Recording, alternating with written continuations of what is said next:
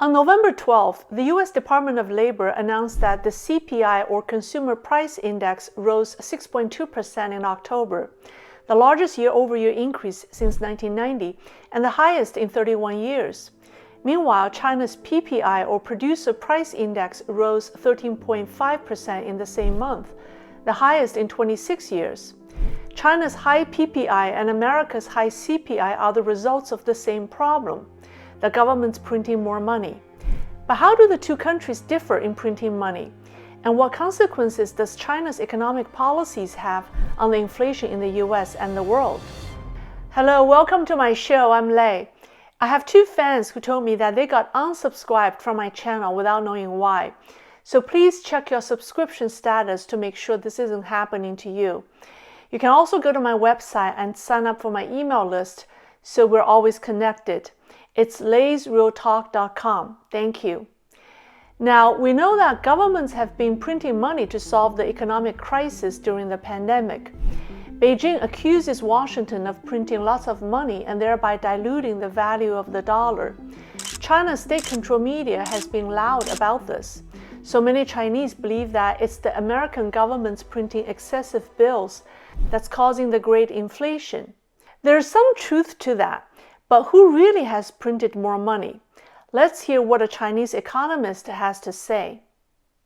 中国通货膨胀到底怎么了？你今天根本就不要担心美国什么印发美钞啊，什么这你担心错了，他们多担心自己是真的。我们呢是静悄悄的发布货币，美国是做什么事啊？什么雷声大雨滴小，我们刚好相反。我现在都不敢讲中国的货币总量已经超过美国货币总量30%，你无可避免的，必然造成严重通货膨胀。I tried to verify his number and found an article that's widely quoted by Chinese media. It stated that China has issued 1.75 times more money than the United States. And at the end of 2020, the US broad money supply, M2, was $19 trillion.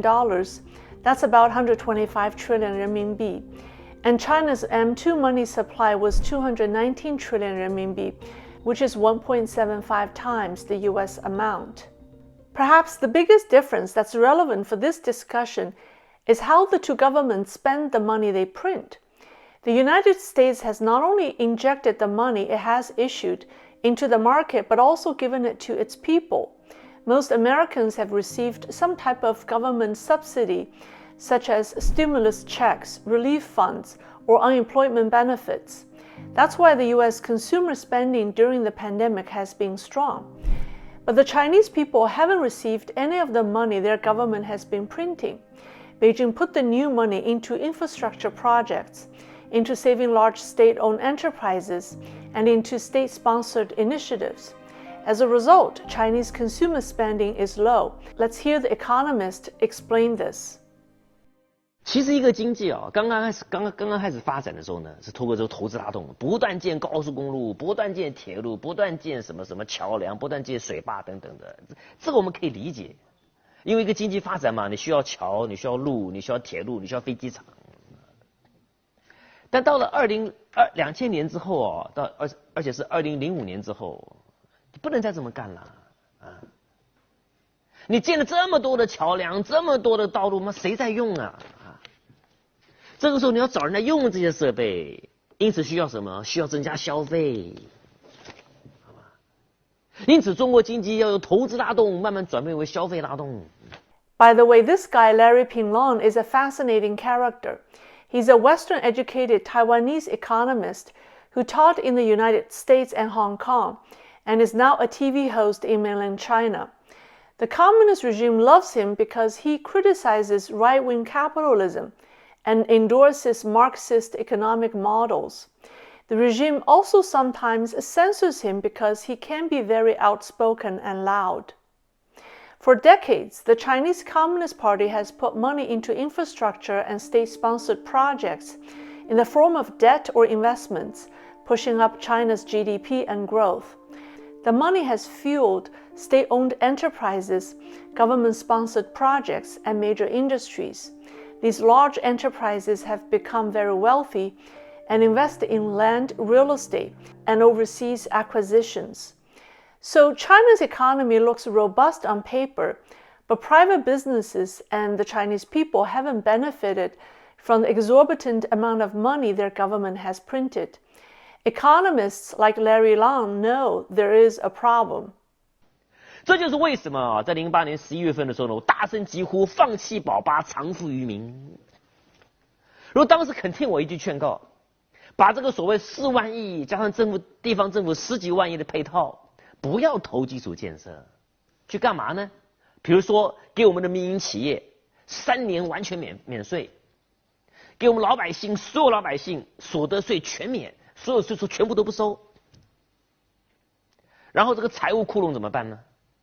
财政窟窿，国营企业所有利润100%上缴，不准你去海外开分公司这个资金流出，不准你炒地皮，不准你搞地产。